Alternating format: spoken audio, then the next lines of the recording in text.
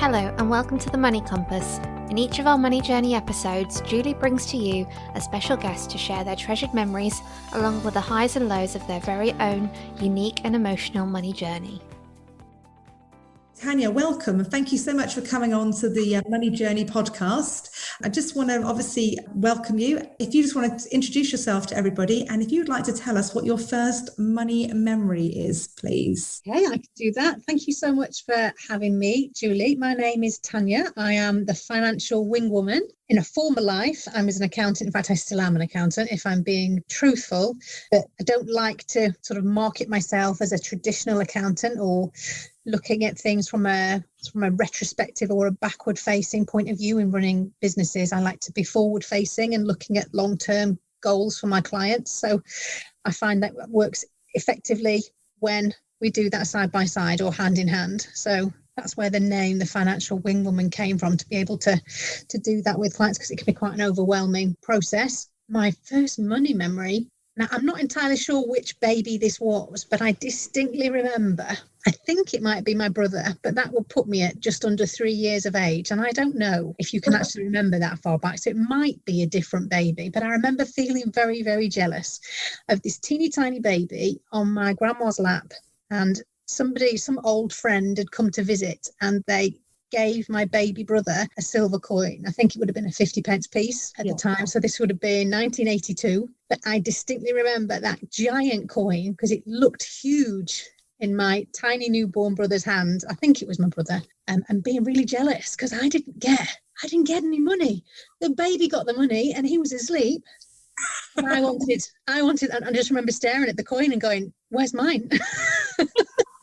Oh, what would you have bought? I'm incredibly jealous of this baby getting this money. What would you have bought of your 50p when you were 3 years old, do you think? Probably sweets. Yeah. I think probably sweets. My mum I remember going shopping with my mum, and things that we used to get in the market in brown paper bags, she used to put them around the bottom of my brother's pram, lift the pram cover up and put them in the Silver Cross old pram. So I used to quite often help myself to sweets in shops and just put them in my doll's pram. So she'd always have to check my pram before we left the shop for contraband, for what I'd stolen. Because shoplifting at an early age. Exactly. I wasn't sort of looking around, I'm going to steal these, but I just remember watching my mum and go, "Oh, this is what you do when you walk around the shop. You just fill your pram and cover it with the doll's blanket." So yeah, she used to have to check. Oh, dear. I love it. That's brilliant. Sweets. Oh, that's fantastic. So today you're going to be telling us that your money journey. So I'm going to hand over to you to start and tell us in your own words about your money journey, if you're happy to do so. Okay. Yes. Thank you very much. My money journey. So apart from the shoplifting early years experiences, which we didn't repeat as far as I can recall anyway, my money journey started really sort of as I was coming out of school. As an accountant, I qualified straight from school. I didn't go to university. I wanted to try and find a job that I could earn from and learn at the same time, because in truth, growing up, we didn't have much money at home. My dad was self-employed. My mum was a stay-at-home mum, and it was sort of always too much month left at the end of the money. So money was always a bad thing to talk about. We never talked about money in positive terms or in a good sense. It was always about not having enough money. It was always about, you can't have new shoes because we can't afford new shoes, or you can't have that for your birthday because we haven't got enough money for that. And Christmas presents and things like that I was always quite jealous, sort of looking at the things that friends got and we never got. Don't get me wrong, we certainly didn't want for anything, but there was always just that sense of not having enough, or we could have done with more. So as it got to a point in my life where I was looking at a job, I was quite frightened of money. I was quite terrified of the feelings that it could invoke and how it made us feel as a family, or how it made me feel, my experience of it. So I was terrified of going to university, partly because I didn't want to leave home really. I'm quite a home bird. But I was also terrified of getting into debt, with student debt and managing financially. I didn't know how I was going to be able to do it, because my parents, they divorced by that point in my life. So I had no idea how I could ask them for financial support, if they could even have supported me. So I decided that university wasn't for me, and I got an accountancy apprenticeship. And it was something that I fell into because I certainly didn't grow up playing with calculators and abacuses. I didn't have a burning desire to be an accountant at all. It was just the opportunity. There was a notice board in the sixth form block with the careers notice board, and there was just one job on there. So when I was arguing with my head of sixth form that I wasn't filling in the UCAS form, and she was determined she was going to get me to do it because it affected the stats for the school, and what do you mean you're not doing it? We need bums on seats. And I just pointed to the board and I went, I'm going to get that job. So I did. I went for an interview and I got that job. And sadly for me, it was actually a non-uniform day at school, even though we were in the sixth form, and I'd gone to school dressed as a St. Trinian and then needed to change for interview. But I got all of this really heavy black eye makeup on and bright red lipstick and my hair in bunches, which I couldn't get the kinks out of my hair because it'd been stuck in pigtails all day. So it was memorable for more than one thing on that day. But it was my first job, and it was just like, oh, wow. Well, and I got quite cocky, to be honest. It was, oh, that was easy. Didn't even try, sort of thing.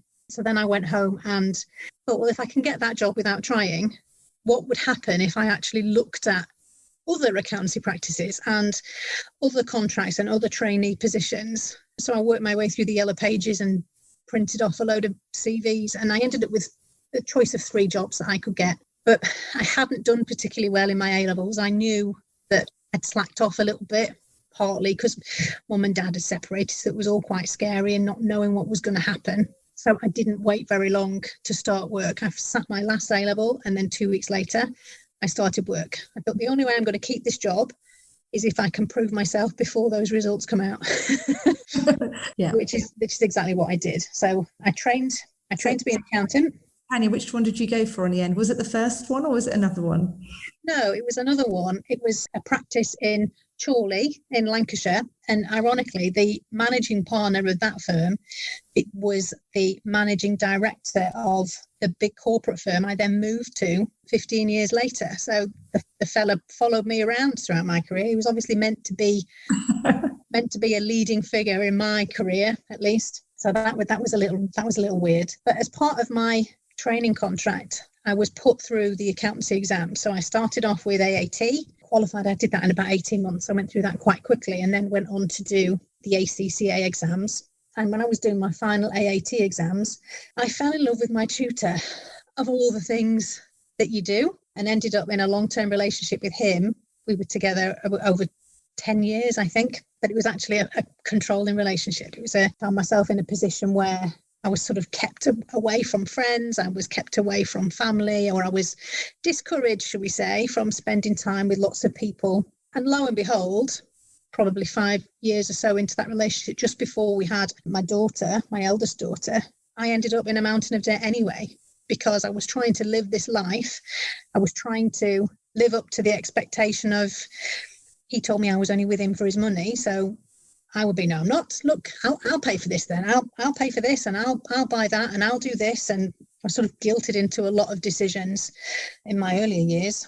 And then Rhiannon came along, and we then had nursery fees. We then had all sorts of other bills that needed to be paid. So I got myself in a complete pickle financially. Didn't know what to do. I wasn't allowed to change jobs. I wasn't allowed to leave my job. And it wasn't until a few years later when I actually, as Rhiannon got older, so she would have been 3 or 4 years old, I realised that I wasn't setting a very good example for her.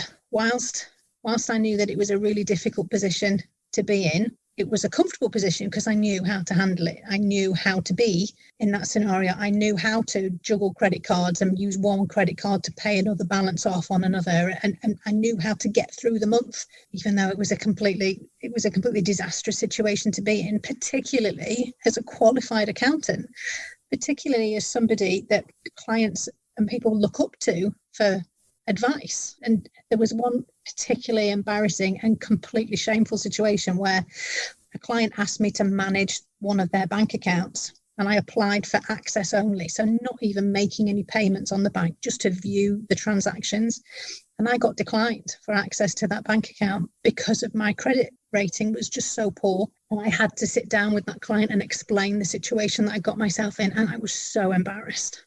And thankfully, they were really understanding, and I'd known them for a few years by this point. So I didn't broadcast any of my home life really for work, but they were really understanding, and they knew me for who I was rather than the scenario and the circumstances that I'd found myself in. But it really brought home to me the impact that this was having on me from all directions. And it made me realise that the only person who could take control of that situation and change where I was me.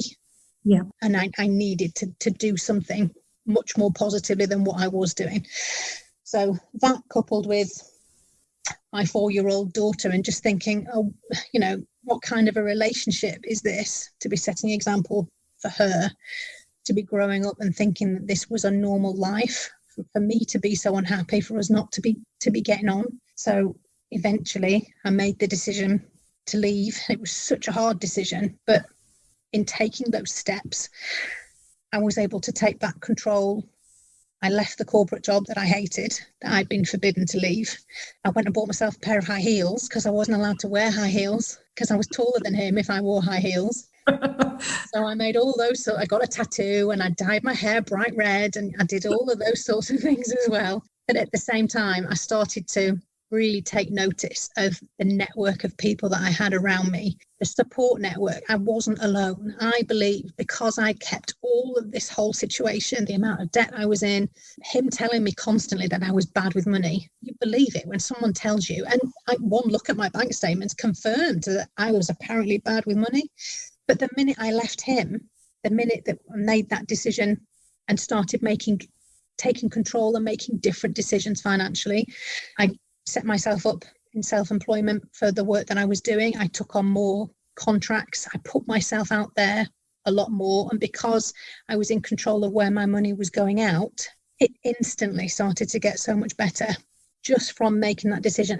And I'm absolutely certain that some of that was linked to just my positive change of mind, the mindset shift around money not needing to be something that I was being beaten up with. It was something that I could change my relationship with. And that's what I did. So at my worst point, about 2011, it would have been my worst point, 2010, I was around £35,000 in debt. And by 2017, I'd completely flipped that around. I had 40,000 in the bank. I had 0 debt.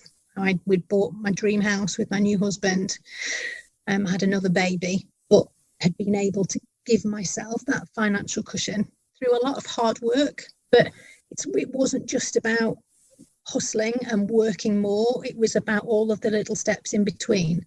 So it starts off with a few small tweaks here and there, and really paying attention to where your money goes and what you're spending your money on, as well as how can I be earning more money. So asking for that pay rise, talking to clients about making sure I was pricing my services correctly and fairly to show the value that I was providing for them. So when you're in it, 7 years sounds like a hell of a long time, but it was a short period of my life that I saw as positive, because I was able to make such a change, and now set such a more better example than for my 2 girls now, as we've got 2 of them. So yeah, that's it. But that whole sticking point from the beginning was, I'm an accountant. I can't tell anybody that I'm in this situation.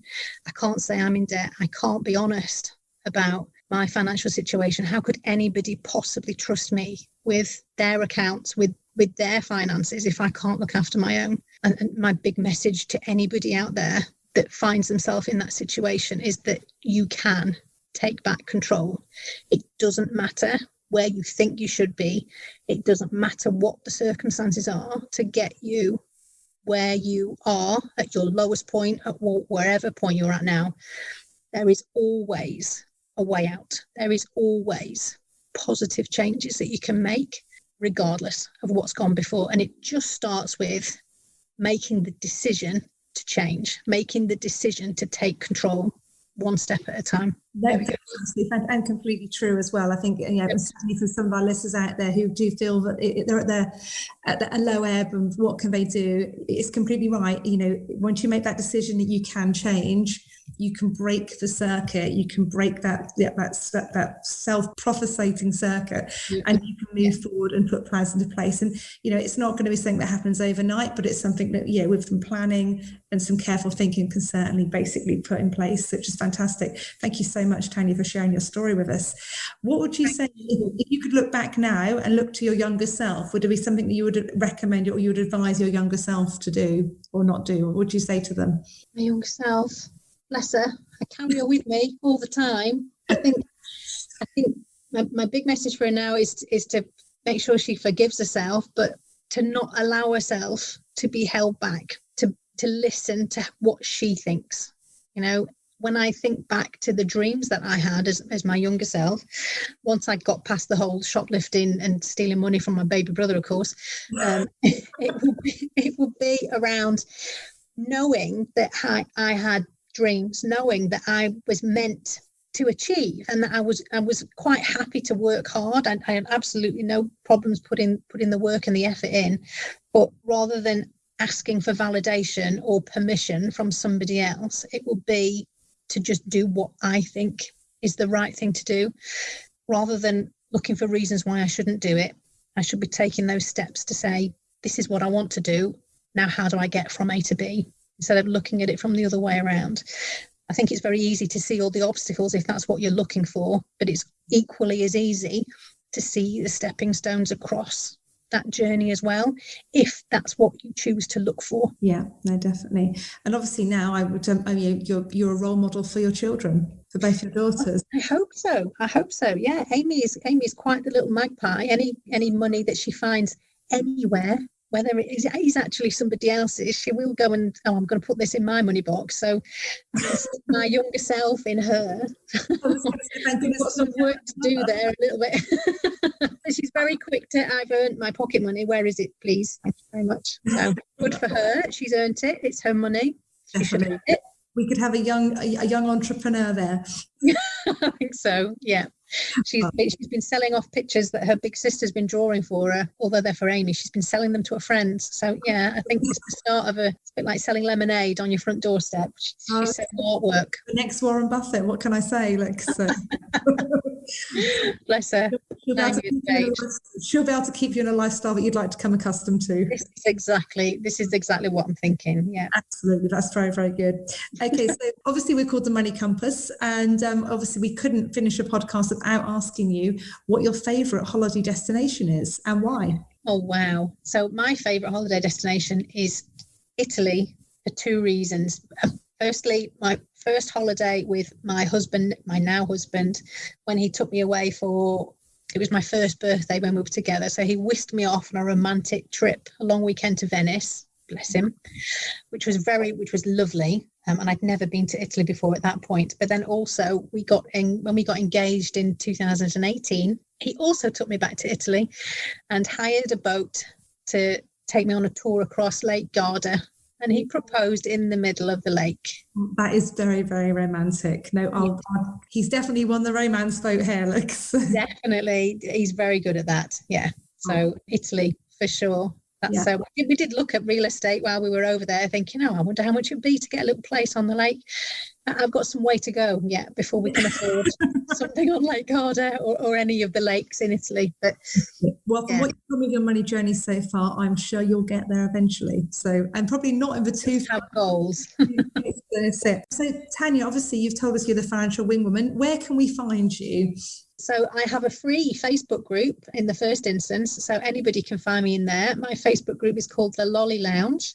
So yeah, always looking for new members, and we talk about anything to do with business, money, accounting, tax in there. And my goal is to make that a huge, big community and a safe place for people to come and ask questions and share wins and things like that. So that would be where I would direct anybody to come and find me. That would be fantastic. No, that is lovely. So thank you so much for joining us today, Tanya. It was wonderful to hear your money journey. Thank you for sharing it with us. And obviously, if anyone's interested in joining the Lolly Lounge, then please go along and find Tanya on her Facebook page. And also on our website will be the details of where to find Tanya and a little bit more about her. Thank you ever so much for listening.